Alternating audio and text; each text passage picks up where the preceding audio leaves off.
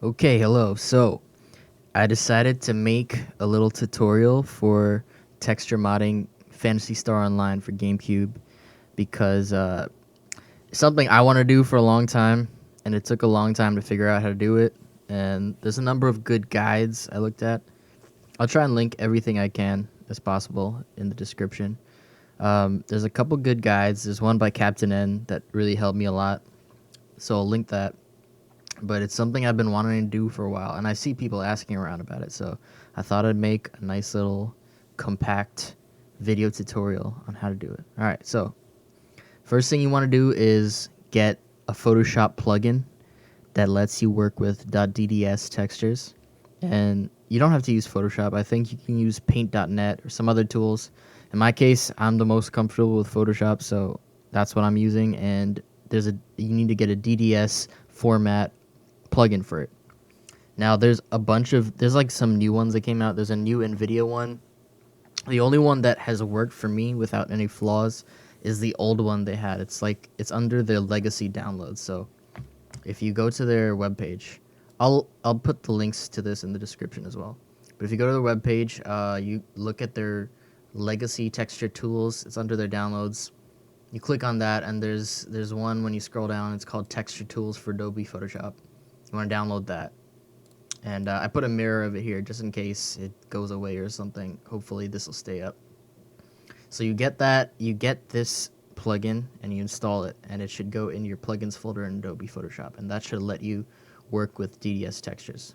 All right, cool. So we got that. So what you want to do now is this.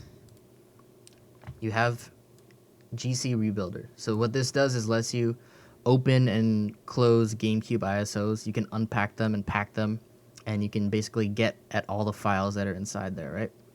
So in my case, let's go to open ISO, right? So this is a test ISO I have for like developing my PSO mod. But basically what we want to do is, let's see. Okay, so this is a clean copy of PSO episode 1.2 plus. So let's open that.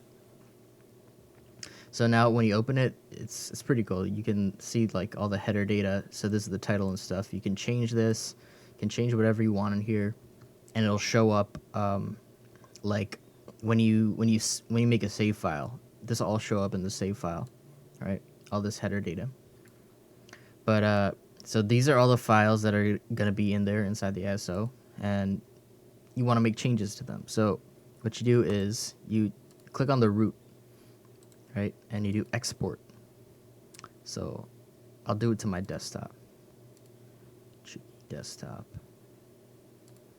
Okay, so it's extracting the root folder. Now this tutorial should work with just a regular episode 1 and 2, and as well as PSO plus. Most of the files are pretty similar. There's some differences, so if you want to get into like quest editing and stuff, or replace the original quests that are on the disk, there's some differences you need to keep in mind. So if anyone wants to know about that, then just leave a comment and I can give you some information. Oh, another good source of information if you're looking to make quests, custom quests, is the QEdit wiki, as well as the QEdit Discord. So I'll link those as well. And there's other good communities that you can really learn from. There's some smart people out here. Okay, so that's done. So we got our extracted ISO under this root folder, right? So here's all the files we have in there. All right, now what you want to do is open up VMT. So VMT is the texture editor. Now, once you open up VMT, you go to load. Let's find that folder, root. Okay, so there's a bunch of different files here, and you want to look for the texture that you want to edit. You find it. So in this case, I'm trying to make a UI mod, right, for the HUD. So that's this one right here, f256 underscore hyoji.prs. There's also a hyoji.small. I'm not sure what that is. I think that might be for multiplayer, but in this case, this has already worked for me. So let's open up this one, right? So in VMT, when you open up a file, you can look through and see like all the textures that are associated with it. And the funny thing about this is, like, I tried copying just that texture file, that .prs out, and opening it from a different folder. But some of these textures don't show up, so it seems like it needs to be in the same directory as some other textures that are linked to it. So you need to do it basically in just the root directory that you extracted using GCR, right? So, all right, so you do that. So you look through here. And what you want to do if you want to get editing is you go to Image, Export All, and let's go back on desktop. Let's make a new folder. And let's call that HUD textures.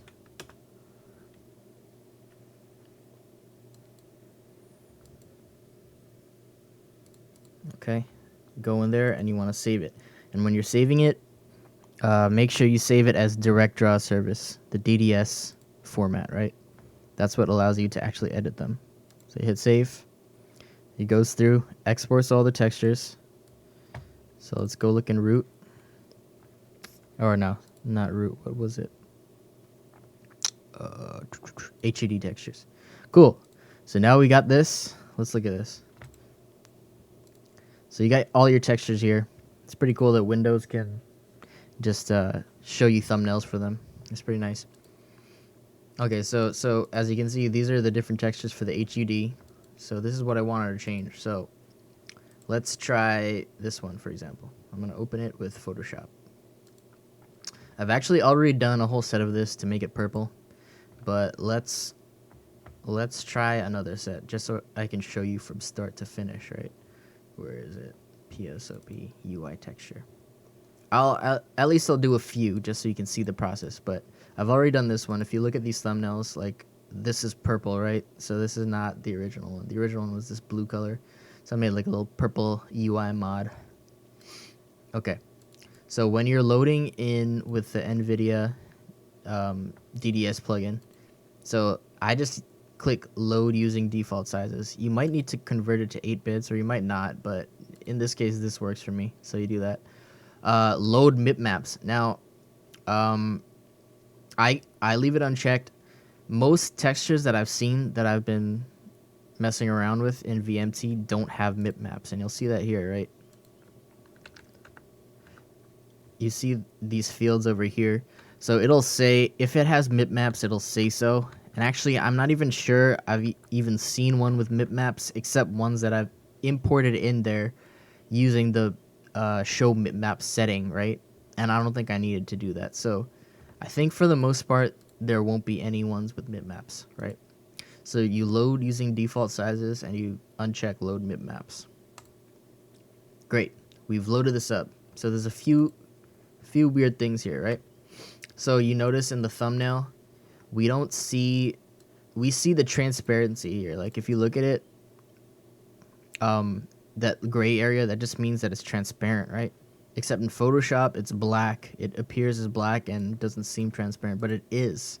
It actually does load the transparency. And to see that, what we can do is this. You go to channels, you go down to the alpha channel, you control-click that, and that will highlight all the alpha segments of your texture, right? And you go back to layers, and then down here, so I'm using Photoshop 2020, but the buttons are a little bit different, but in older versions, there should be an add mask button here, and that's right here.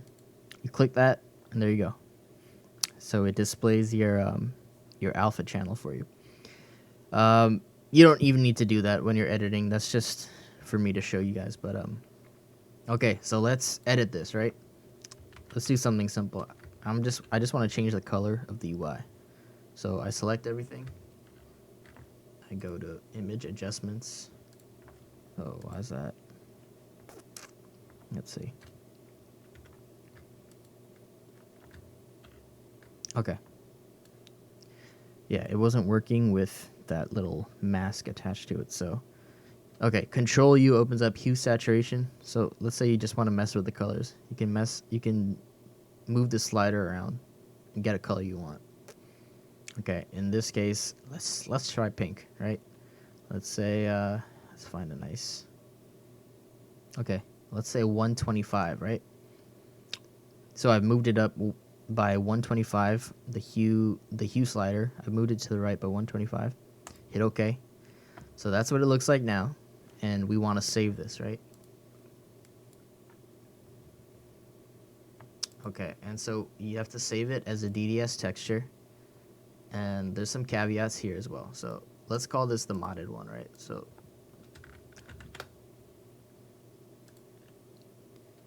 all right, so now there's all these settings here.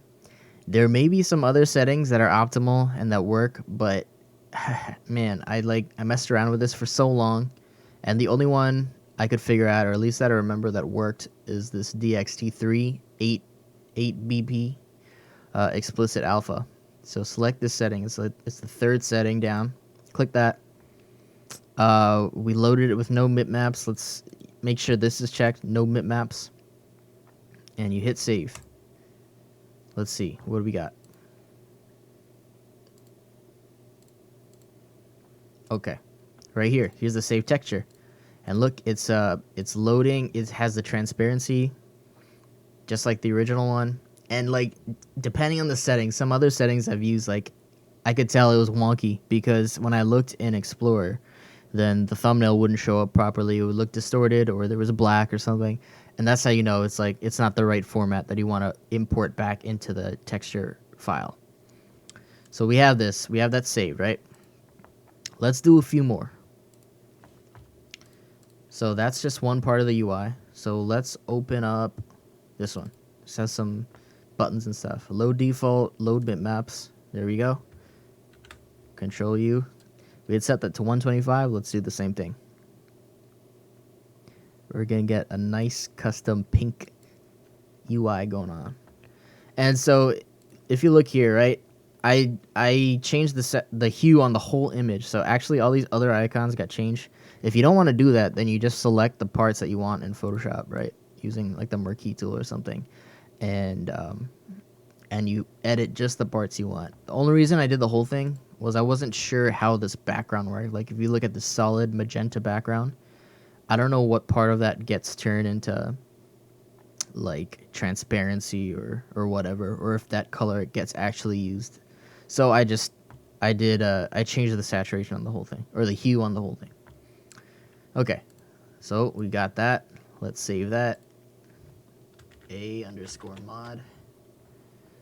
Let's save that. Okay, DXT3, no bitmaps. Okay, a couple more. So we got that one. Let's do this one. This one is the actual, like, basically any text window that will pop up in all of PSO. I'm pretty sure it uses this texture. So let's go to hue, make that plus 125. And again, like these icons, the shift and the band, anti, shock, freeze, all that, it's all changing, but it's okay. Let's see how it looks.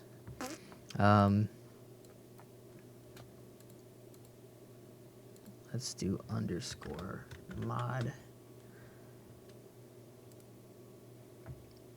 Save it with the same settings, no bitmaps, DXT3. Okay, let's do, shit, I clicked browse and bridge. I don't want that. Okay, let's open this one. Load default sizes. So this is the action palette and stuff. Let's do a hue saturation. Change that to 125.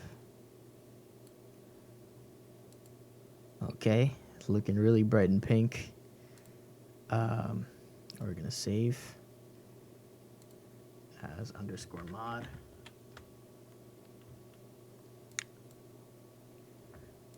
Cool. Okay, we got, I think that's all the ones we want, at least for right now. All right, so we got the textures. Now, you want to go back in VMT. So here's your texture archive, right? So we want to go through and replace all of these with the ones that we modified in Photoshop. So how do we do that? Image, import. You click on the one you want. So Hyoji A. Let's go to import. Okay, we don't replace it with the original. We replace it with the one you modded. Click open. And for the format, you want to pick Gamecube format. as long as you're modding GameCube, not Xbox or Blueburst or Dreamcast or whatever, you want to click no transparency. At least for me, like, I don't know, even the ones that have transparency, it worked, even though I clicked no transparency. So I guess, like, I don't know, that's maybe just a misnomer or something. Again, there's a mipmaps value here, number of levels to load. I don't think you need to worry about that unless your particular texture has mipmaps. And I don't even know what mipmaps are, to be honest. So leave that at 1. Oh, so like when I was importing in the wrong format, right? Then that mipmaps value would increase to like 9 or something. And that's again how you knew it was wrong, because the ones that were just in here, I think they had no mipmaps or just one mipmap or something like that. Okay, so that being said, so now look, so it's replaced it with their modded pink UI. We want to go through it and replace all the rest, so let's do that. HyoGB. Did I save HyoGB? Yeah, I did. Here we go. GameCube format, no transparency. Cool, that's in there. Import. What was that? C. Okay, so this is the one with the action palette.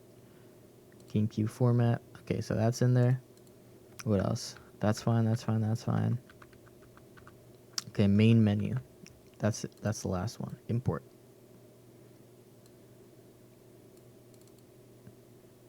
GameCube format. That should be all. Oh, did I mess something up?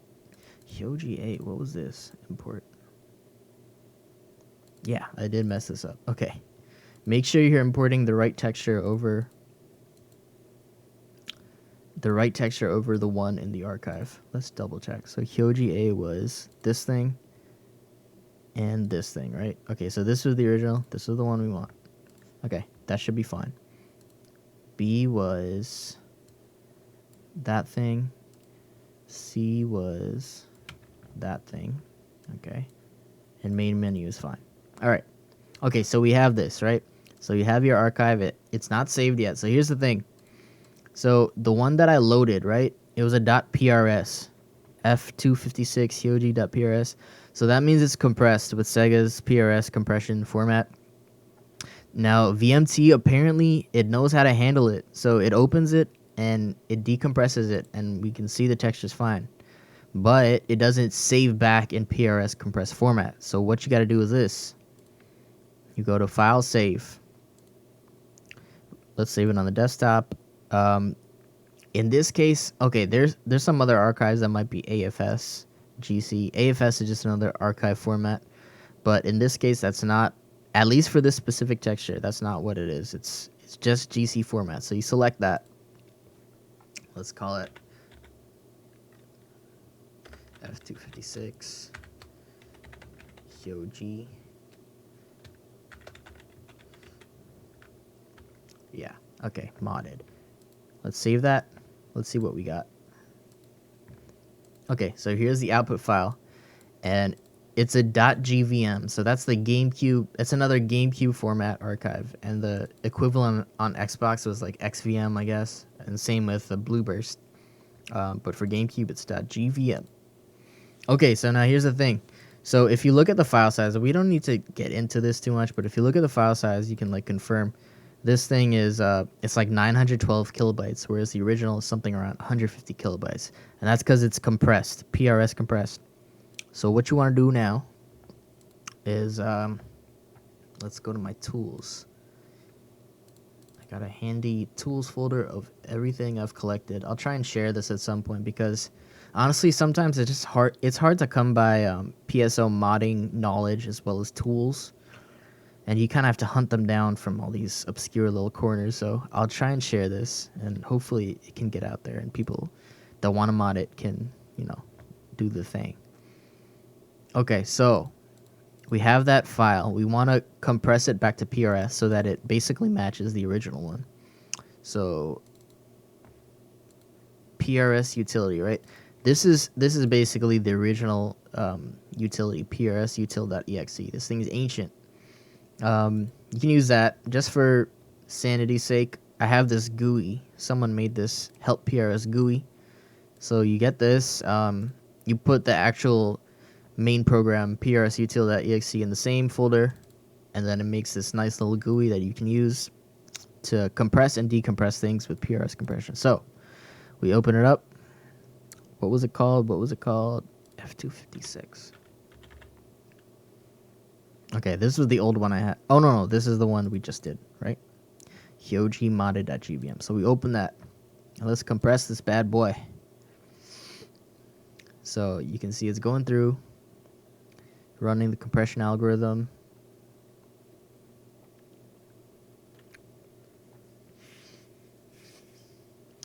And it's interesting because PRS is Sega's proprietary compression format, and people have reverse engineered it and made their own. It basically, I don't know, it's like the same thing, but it's not exactly the same. And we're able to compress it in a way that the game understands it and thinks it's just the regular PRS, when in fact it's a little different.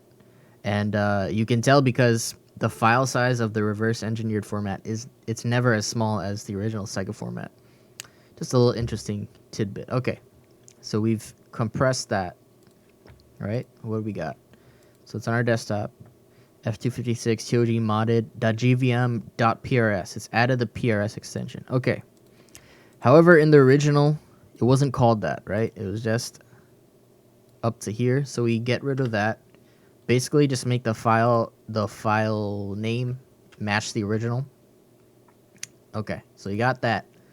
Now let's go into, what was it? Oh, the unpacked root folder. Okay, we're just gonna paste it in there. The destination already is a file. Yep, you replace it. Now you want to make backups and stuff. Don't be dumb and ruin your original files. Make backups. Trust me, it'll save you a bunch of headache. But in this case, I just pasted it over. So now it's in there, right? So what can we do with that? Now, close this image. So there's two modes in GCR Builder. You can either open just a flat ISO, or you can, if you go to root, you can open literally the directory structure that we had saved earlier. So in this case, is that it? It's on my desktop. Let's just make sure. Let's go to Chugi desktop. Root. Open that. Okay, so now it's opened it up. And this tool is so nice. I'm so glad it exists, right? So we have our file structure loaded back in, and you can basically rebuild your ISO. So what you want to do is click root, save. Let's save it to our desktop. PSO plus modded.iso. You click save. So all that does is set the file name, right? Then you want to go to rebuild, and it will start rebuilding your ISO. So let's see what happens. Done. It is now done. Let's load up Dolphin. I have a bunch of test ISOs set up here, but we're going to go and load up the one that we just made, which is PSO plus modded.iso. And let's see what we got.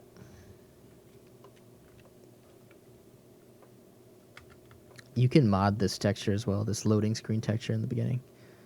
As well as you can mod this, you can change this. So if you're working on a mod project or something like that, you can like replace it with, I don't know, your own logo or whatever, and just plug yourself.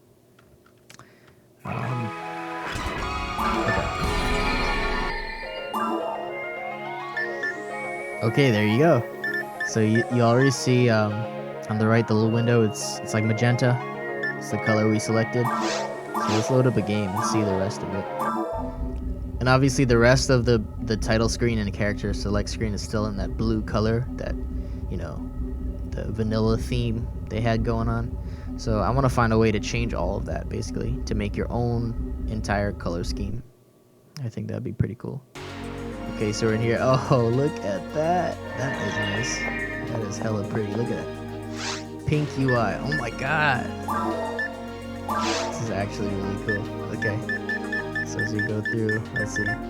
Oh, so even the little equip icon on the left, that shows you have an item equipped. So that must have changed as well. So we go through, and yeah. So there's a pink UI. Let's see what else we have. The mag screen. This is all pink. One thing I want to see is I'll go load up a download quest.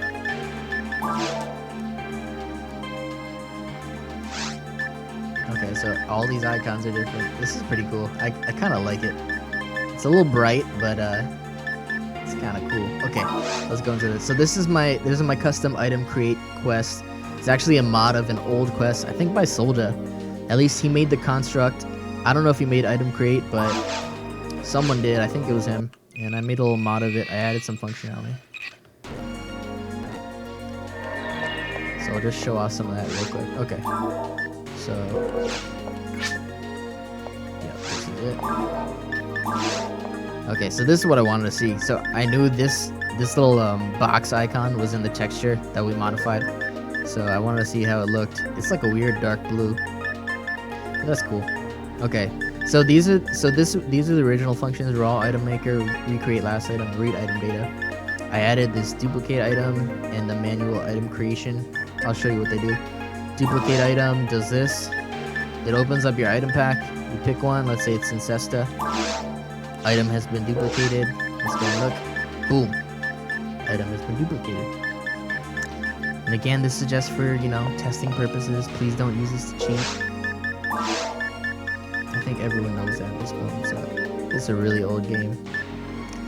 Manual item creation. So it's basically like the original raw item creation, except I found that it was really slow. Okay, let's go to cancel. So it was really slow. This thing is awesome. I love it. I've used it so much in testing. I'm glad it exists. It's pretty slow though, because if you go to weapon section, right? Second item byte. Let's call it I don't know. One.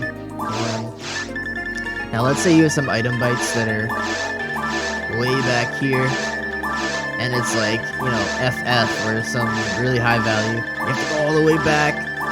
So I just thought that took a little too long. So I made my own little version of this, which I'll show you in a second. And you might still want to use the original, but this one, what it does is it's a copy, but you go to weapon section. Let's go to so basically how it works is you select the first digit of each byte. Let's say you want 7F. You click 7, then you select the second digit, B, right? I don't know. I just thought it was quicker instead of having to scroll through every single thing in the menu. So let's go through. I don't think these are even actual items. I just pick random values. Okay, you're almost done. Enter the last item.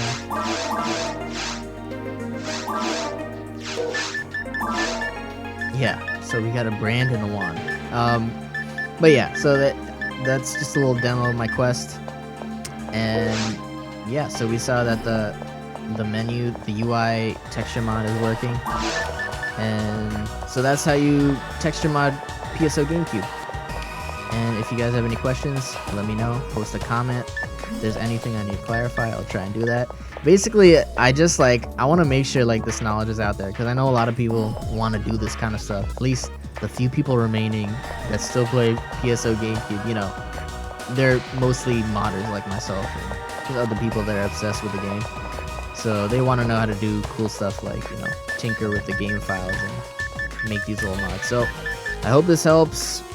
Yeah, if you have any questions, ask, and I'll try and post more of these little videos as I'm going through.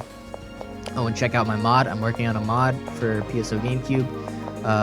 The GitHub link will be there, and you can follow it to look at the progress, and as well as I'll just post any little notes yeah, that's a good point. I post a whole lot of notes in that little GitHub. So if there's anything else you want to know about modding Gamecube, whatever I know, I've posted it there in the notes. So go check that out. Alright, see you later.